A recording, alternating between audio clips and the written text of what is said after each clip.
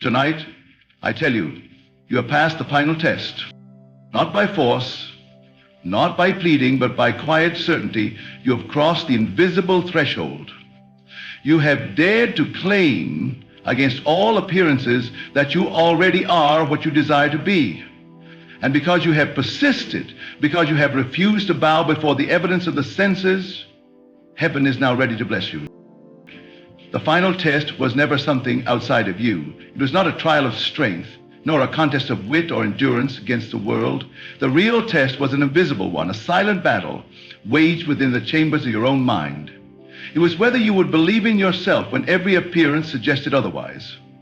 It was whether you would hold fast to the unseen promise when the visible world gave you no encouragement, no evidence, and no reason to continue. In that lonely space where doubt whispered and fear beckoned, you were called to make a choice, to trust in the invisible reality or to surrender to what the senses proclaimed. You stood at the crossroads where most turned back, when every fact, every opinion, every circumstance urged you to abandon your dream. You instead planted your feet firmly in the unseen. You decided to believe, not because there was proof, but because you recognized that belief itself is the creative act. The outer world could not confirm your vision because the world is only an echo of yesterday's faith. You understood that appearances were not truth. They were only the residue of old assumptions, passing away even as you remained faithful to the new idea. Belief against appearances is to call forth the higher law, the unseen law that shapes destiny itself. You are asked to trust in the reality of your own imagination, to know that what you dare to assume inwardly must externalize itself.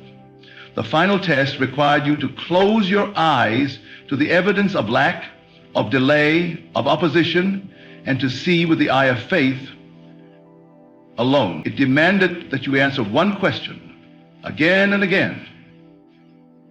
Will you remain loyal to the unseen vision or bow to the visible path? You came to the realization that you are the operant power, that nothing and no one outside of you holds authority over your life. Reality does not bend in response to effort, to endless toil, or to desperate striving. It bends in response to the invisible movement within your consciousness.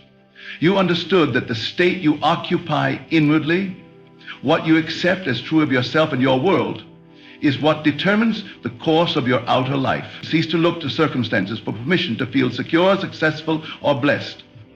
Instead, you assumed the feeling of already being all that you desire to be, and you watched as reality began to mirror back your inner acceptance. It was never struggle that moved the mountains. It was the quiet alignment of your inner world. By shifting your state, by rising into a new assumption of self, you shifted the very foundation upon which your world was built. You stopped pleading with conditions and started commanding them, not through force, but through the effortless authority of belief. You realized that the moment you accepted a new truth inwardly, the world outside had no choice but to conform itself to your assumption, for reality is a faithful servant to the imaginal act. The operant power does not wait for evidence, it creates evidence. It does not ask permission from the seen, it moves boldly from the unseen. You discovered that you are not at the mercy of circumstances. Circumstances are at the mercy of your consciousness. The battle was never to change the world, but to change your state of being. And having done so, the world was compelled to reflect it. Through this understanding, you rose above the illusion of struggle and stepped into the effortless dominion that was always your birthright. You came face to face with the great silence, the space between assumption and manifestation, and you did not falter. In the quiet, where nothing seemed to move, where no sign came to reassure you, you held firm. You endured the waiting, the emptiness, the long nights where doubt tried to whisper that nothing was happening. You stood your ground when the senses mocked you, when others questioned you, when even your own mind grew weary of the unseen. You learned that the true act of creation is not a single moment of faith, but a continual persistence in the unseen vision despite the loud clamor of appearances. You understood that proof was never meant to precede belief.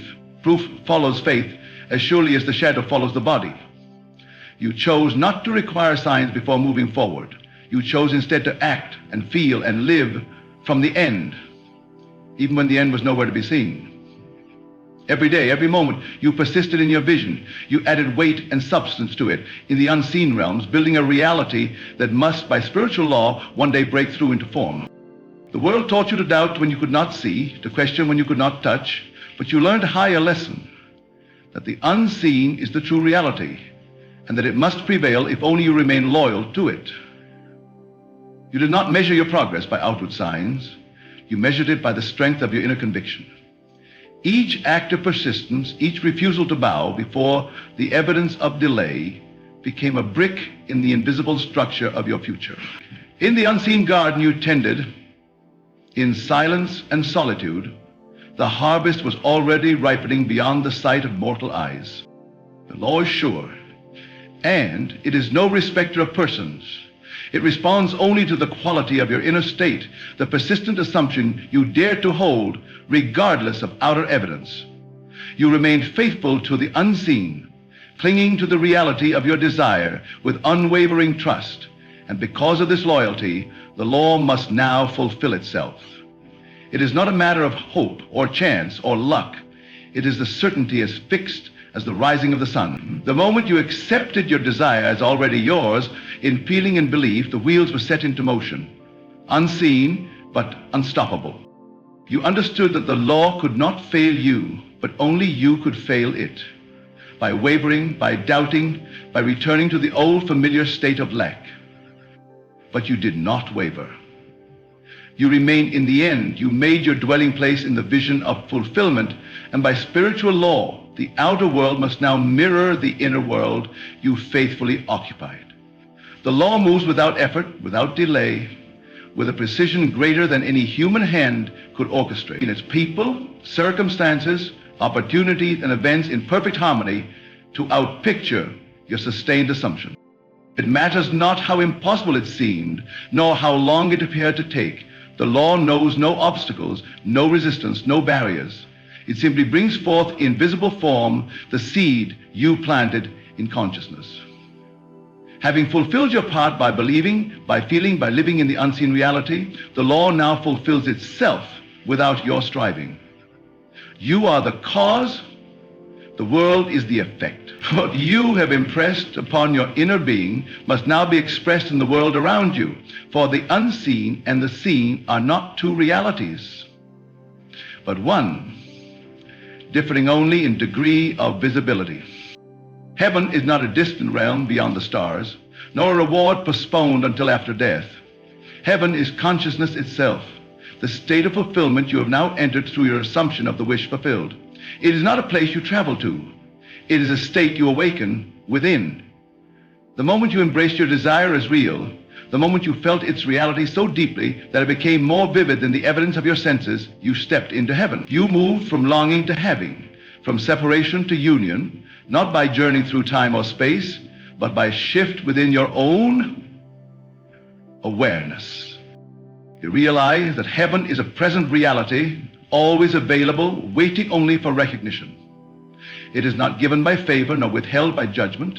It is attained the instant you claim it, the instant you dare to feel yourself to be what you desire to be. In this state, all things are yours. In this state, every question is answered, every need is met, every door swings open at your touch. You need not wait, you need not seek, you have already arrived, for consciousness is the only reality, and the state you occupy now is the truth of your experience to come. The world outside merely echoes the tones of the state within. When you dwell in the consciousness of your fulfilled desire, you are in heaven. And heaven must project itself outwardly in forms perfectly corresponding to your inner reality. You are no longer separated from your good. You are united with it, one with it, living it now. Now, the barriers you once believed in have dissolved, not because the world changed, but because you changed your dwelling place in consciousness. And in doing so, you have found the kingdom that was always within you. Blessings do not come from outside you, nor are they gifts bestowed by a distant arbitrary power. They flow from your own self-realization, the recognition that you and the divine are one. The moment you awoke to the truth of your being, the moment you accepted that you are the operant power, you became the living channel through which all blessings must now pour. No longer do you look upward or outward, begging for favor. You stand rooted in the knowledge that the source of all good is within you, expressing through you, responding perfectly to your assumption of being. You are not waiting for blessings. Blessings are waiting for you to claim them. You understand that flow is not activated by pleading, but by alignment, by embodying the feeling of already possessing that which you once sought. As you realize your oneness with your fulfilled desire, the river of abundance, health, joy, and love begins to move through you effortlessly. You do not force it. You do not chase it. You become it. Because you are it, it must now outpicture itself in the world around you. Your old belief in separation has fallen away. You no longer think of God as something apart from you, doling out gifts based on merit or need. You see clearly now that God acts through your own consciousness, responding always to your innermost feeling about yourself and your world. The more fully you accept your divine nature, the more freely the blessings flow. They are the inevitable, natural outcome of your self-recognition. As sure as a tree produces fruit when it abides in its own nature. You are the vessel, the instrument, the avenue through which the infinite reveals itself in the finite. And it can do nothing but prosper through you. And so, beloved, stand firm in your knowing. You have passed the test. You have claimed your inheritance. You have awakened to the truth that all that you seek is already yours. No longer must you strive. No longer must you wait. No longer must you wonder. You are the chosen one, not because of favor, but because you dared to believe. Walk now in the fullness of your blessing. Move as one who knows that heaven moves with you. Speak as one whose words command creation. Live as one whose inner vision is the law unto their world. For truly, the kingdom of heaven is within you, and from this sacred center, all things shall be added unto you. It is done. It is finished. And it is marvelous in your eyes.